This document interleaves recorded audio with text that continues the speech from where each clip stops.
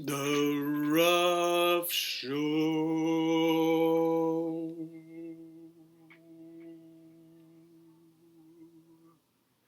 Ruff, ruff, ruff, ruff, ruff, ruff, ruff, ruff, ruff, ruff, ruff, ruff. The RUFF Show. Ruff, ruff, ruff. The RUFF Show. Ruff, ruff, ruff. Hello, fellow YouTube fans. We're on to chapter 4. Keeper of the Keys. Boom! They knocked again. Dudley jerked awake. "Where's the cannon?" he said stupidly. There was a crash behind them and Uncle Vernon came skidding into the room. He was holding a rifle in his hands. Now they knew what had been in the long, thin package he had brought with him. "Who's there?" he shouted. "I warn you, I'm armed." There was a pause. Then, smash! The door was hit with such force that it swung clean off its hinges. With a deafening crash, landed flat on the floor. A giant of a man was standing in the doorway. His face was almost completely hidden by a long, shaggy mane of hair and a wild, tangled beard, but you could make out his eyes, glinting like black beetles under all that hair. The giant squeezed his way into the hut, stooping so that his head just brushed the ceiling. He bent down, picked up the door, and fitted it easily back into its frame. The noise of the storm outside dropped a little. He turned to look at them all. "Could make us a cup of tea, could ya? It's not been an easy journey." He strode over to the sofa where Dudley sat frozen with fear. "What's up, you great lump?" said the stranger. Dudley squeaked and ran to hide behind his mother, who was crouching terrified behind Uncle Vernon. "And here's Harry," said the giant. Harry looked up into the fierce, wild, shadowy face and saw that the beetle eyes were crinkled into a smile. "Last time I saw you, he was only a baby," said the giant. "You look a lot like your dad, but you've got your mum's eyes." Uncle Vernon made a funny rasping noise. "I demand that you leave at once, sir," he said. "You're breaking an entry." Shut up, Dursley, you great prune," said the giant. He reached over the back of the sofa, jerked the gun out of Uncle Vernon's hand, bent it into a knot as easily as it had been made of a rubber, and threw it into a corner of the room. Uncle Vernon made another funny noise, like a mouse being trodden on. "Anyway, Harry," said the giant, turning his back on the Dursleys, "a very happy birthday to you. Got something for you here. Might saddle it at some point. It'll taste all right." From an inside pocket of his black coat, he pulled a slightly squashed box. Harry opened it with trembling fingers. Inside was a large, sticky chocolate cake with "Happy Birthday, Harry" written on it in green icing. Harry looked up at the giant. He meant to say thank you, but the words got lost in the weight of his mouth, and what he said instead was, "Who are you?" The giant chuckled. "True, I haven't introduced myself. Rubius Hagrid, keeper of keys and grounds at Hogwarts." He held out an enormous hand and shook Harry's whole arm. "What about that tea, then, eh?" he said, rubbing his hands together. I'd not say no to something stronger if you got it, mind." His eyes fell on the empty grate with the shriveled crisp packets in it, and he snorted. He bent down over the fireplace. They couldn't see what he was doing, but when he drew back a second later, there was a roaring fire there. It filled the whole damp hut with flickering light, and Harry felt the warm wash over him, as though he'd sunk into a hot bath. The giant sat back down on the sofa, which sagged under his weight, then began taking all sorts of things out of the pockets of his coat. A copper kettle, a squashy package of sausages, a poker, a teapot, several chipped mugs, and a bottle of some amber liquid which he took a swig from before starting to make tea. Soon the hut was filled with the sound and smell of the sizzling sausage. Nobody said a thing while the giant was working, but as he slid the first 6 fat, juicy, slightly burnt sausages from the poker, Dudley fidgeted a little. Uncle Vernon said sharply, "Don't touch anything he gives you, Dudley."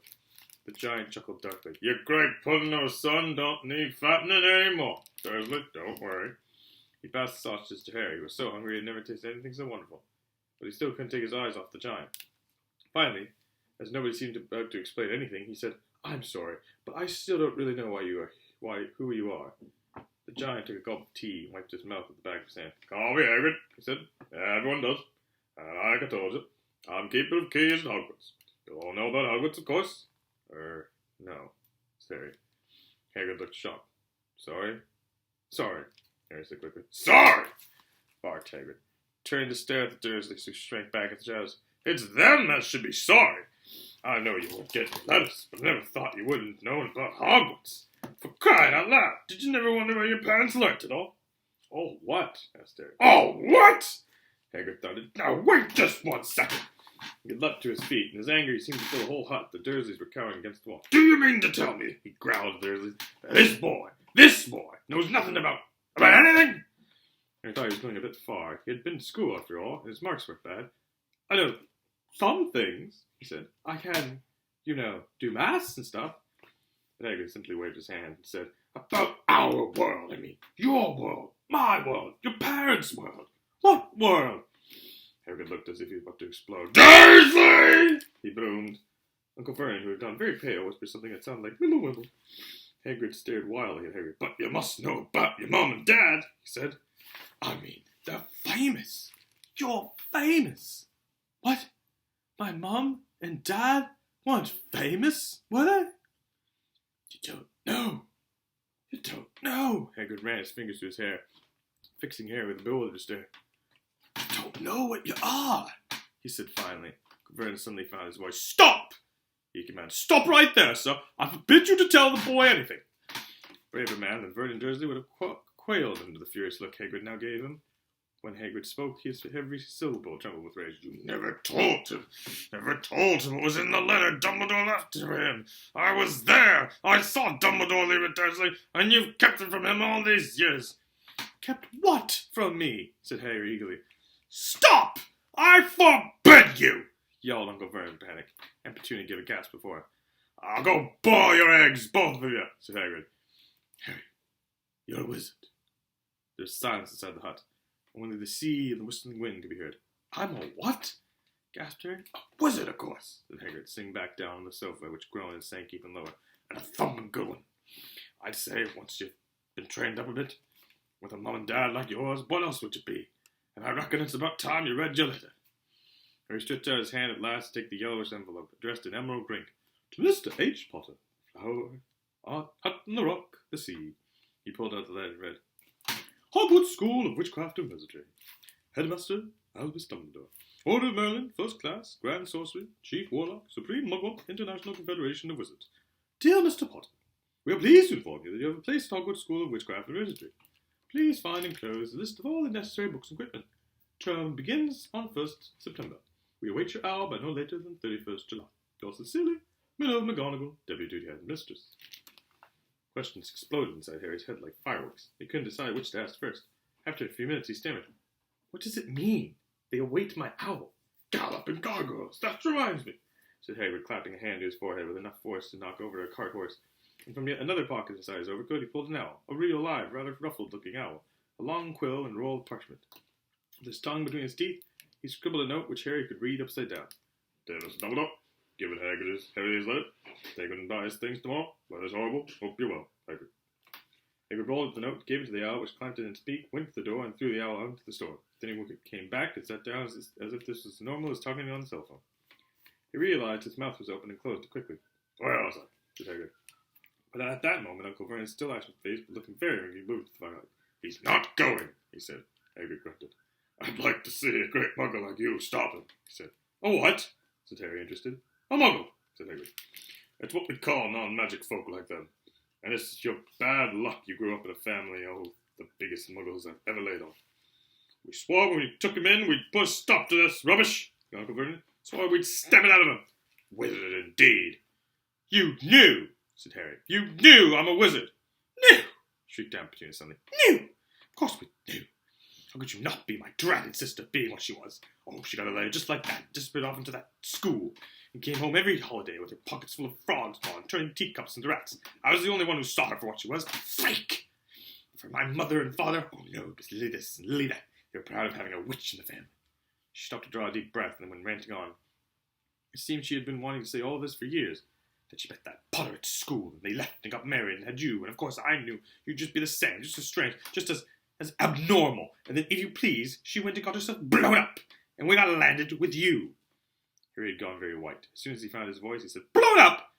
You told me they died in a car crash." "Car crash?" roared Hagrid, jumping up so angrily that the Dursleys scuttled back to their corner. "How could a car crash kill Lily and James Potter? It's an outrage! A scandal! Harry Potter not knowing his own story when every kid in our world knows his name!" "But why? What happened?" Harry asked urgently. The anger faded from Hagrid's face. He looked suddenly anxious. I never expected this, he said in a low, worried voice. I had no idea when Dumbledore told me there might be trouble getting hold of you. How much you didn't know. Oh, Harry, I don't know if I'm the right person to tell you. But someone's gotta... You can't go off to Hogwarts not knowing. Threw a dirty look at the Dursleys. But it's best you know as much as I can tell you, mind. I can't tell you everything. It's a great mystery, lots of it. He sat down, stared at the fire for a few seconds and said, It begins, I suppose, with a person called... But it's incredible you don't know his name. Everyone in the world knows. Who? Well, I don't like saying the name for hell, but no one does. Why not?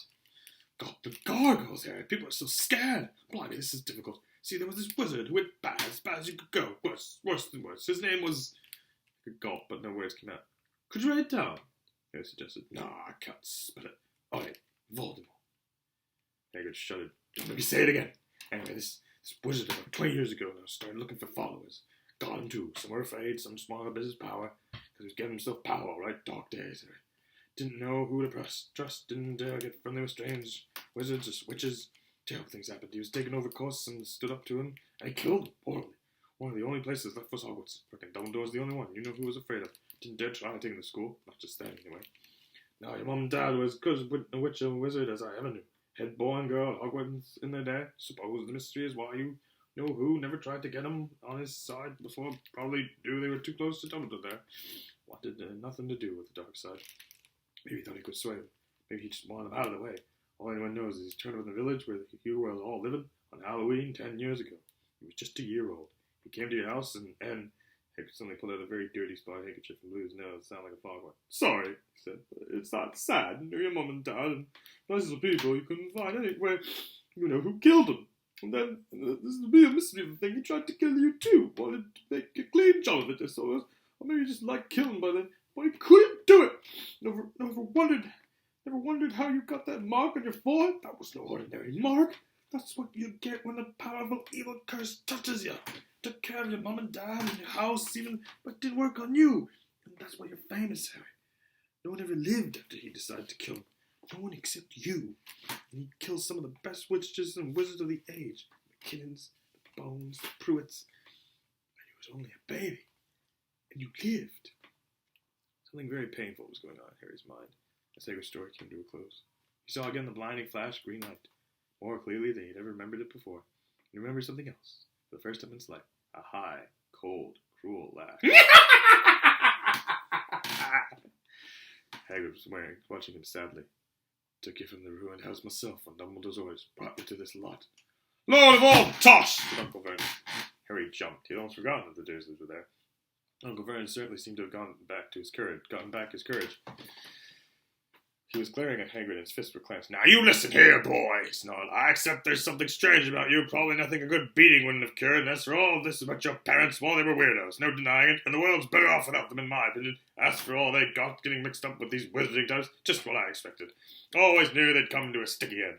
But at that moment, Hagrid leapt from the sofa and drew a battered pink umbrella from inside his coat. Pointing this at Uncle Vernon like a sword, he said, I'm warning you, Dursley.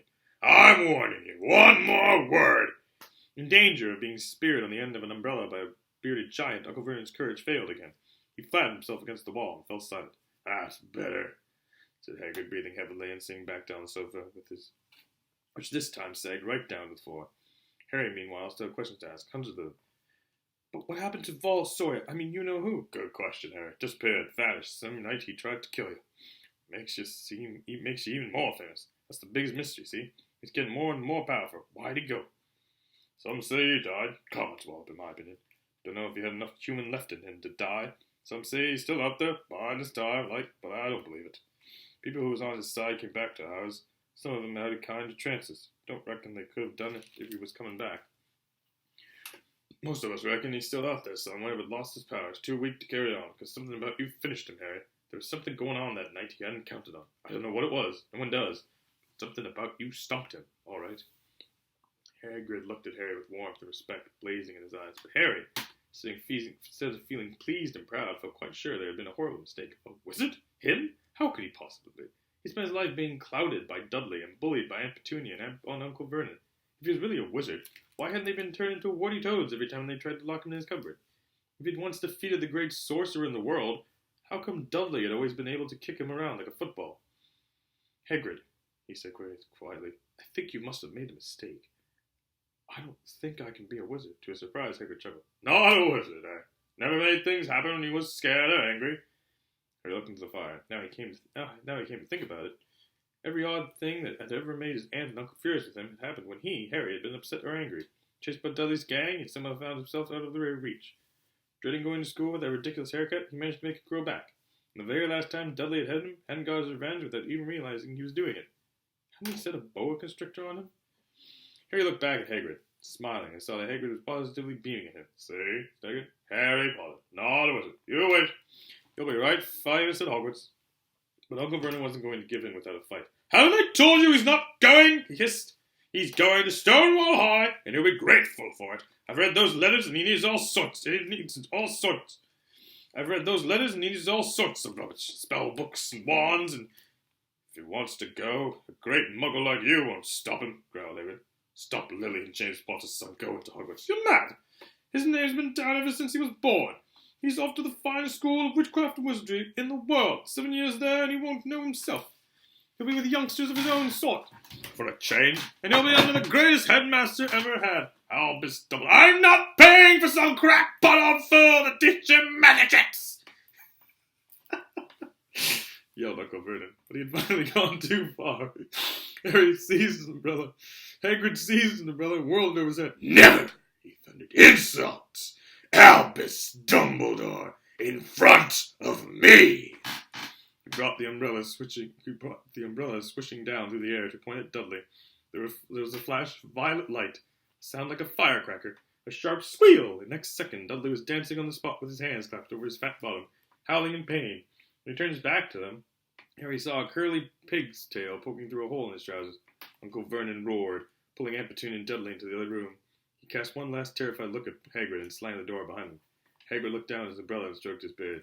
Shouldn't have lost my temper, he said ruefully. Well, it didn't work anyway. Meant to turn him into a pig. But I suppose he was so much like a pig anyway, there wasn't much left to do. He cast a sideways look at Harry under his bushy eyebrows. Be grateful if you didn't mention that to anyone at Hogwarts, he said. I'm not supposed to do magic, strictly speaking. I was allowed to do a bit to follow you and get your letters and all this stuff, but one of the reasons I was so keen to take on the job. Why aren't you supposed to do magic? Asked Harry. Oh, well, I was at Hogwarts myself, but I got expelled, to tell you the truth. In my 3rd year. They snapped my wand in half and everything. But Dumbledore let me stay on as gamekeeper. Great man, Dumbledore. Why were you expelled? It's getting late, and we've got lots to do tomorrow, said Hagrid loudly. Gotta get up to town, get all your books and that. He took off his thick black coat and threw it to Harry. You can keep under that, he said. Don't mind if it wiggles a bit. I think I still got a couple of dormice in one of the buckets.